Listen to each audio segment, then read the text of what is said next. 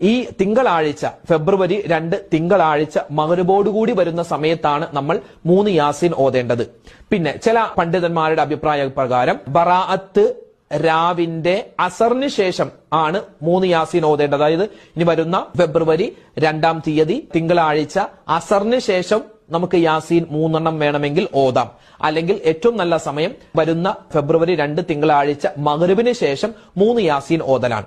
3 യാസീൻ ഓതുമ്പോൾ ഏതൊക്കെ നിയ്യത്താ വെക്കേണ്ടത്? ഒന്നാമത്തെ നിയ്യത്ത്, അല്ലാഹുവേ എന്റെ റിസ്ക്കിൽ നീ വിശാലത തരണം. റിസ്ക് എന്ന് പറഞ്ഞാൽ എന്റെ കുടുംബം, എന്റെ മക്കൾ, എന്റെ ഭാര്യ, എന്റെ ഭർത്താവ്, എന്റെ വെള്ളം, എന്റെ ഭക്ഷണം, എന്റെ വസ്ത്രം, എന്റെ കച്ചവടം, എന്റെ വാഹനം, എന്റെ വീട്, ഇതെല്ലാം എന്റെ റിസ്ക്കാണ്.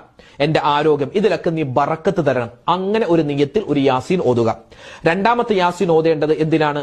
നമുക്ക് ആഫിയത്തുള്ള, ആരോഗ്യമുള്ള ദീർഘായുസ് കിട്ടണം. വെറും ദീർഘായുസല്ല, ആരോഗ്യമുള്ള ദീർഘായുസ് കിട്ടണം. അതിനുവേണ്ടി ഒരു യാസീൻ. മൂന്നാമത്തെ നിയ്യത്ത്, നമ്മുടെ ആഖിബത്ത് നന്നാവണം, നമ്മുടെ അന്ത്യം നന്നാവണം. അതോടൊപ്പം തന്നെ മരണപ്പെട്ടുപോയ എല്ലാവർക്കും വേണ്ടി നമ്മൾ ഒരു യാസീൻ ഓതും. അപ്പൊ അങ്ങനെ 3 യാസീനാണ് നമ്മൾ ഓതാറുള്ളത്.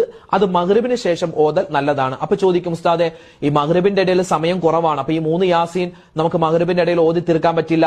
രണ്ടാമത്തെ യാസീൻ പകുതിയായപ്പോൾ ഇശാബാങ്ക് വിളിച്ചു, എന്ത് ചെയ്യും? ഒരു കുഴപ്പമില്ല, ഇശാബാങ്ക് വിളിച്ചോട്ടെ. ഇശാബാങ്കിന്റെ ഇജാബത്ത് കൊടുക്കുക. ആ ഇശാബാങ്ക് വിളിച്ചതിന് ശേഷം നമ്മൾ ബാക്കി യാസീൻ പൂർത്തിയാക്കുക.